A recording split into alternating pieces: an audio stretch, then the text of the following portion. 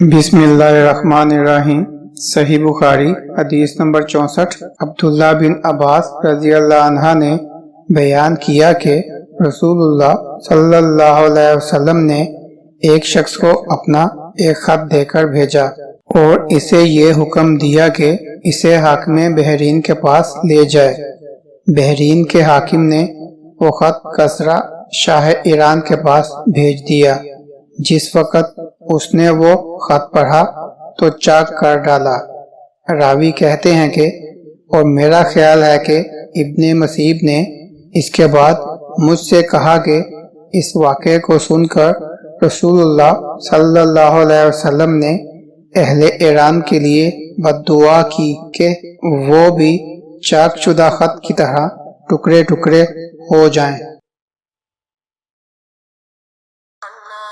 صل على محمد وعلى آل محمد كما صليت على إبراهيم وعلى آل إبراهيم إنك حميد مجيد اللهم بارك على محمد وعلى آل محمد كما باركت على إبراهيم وعلى آل إبراهيم إنك حميد مجيد۔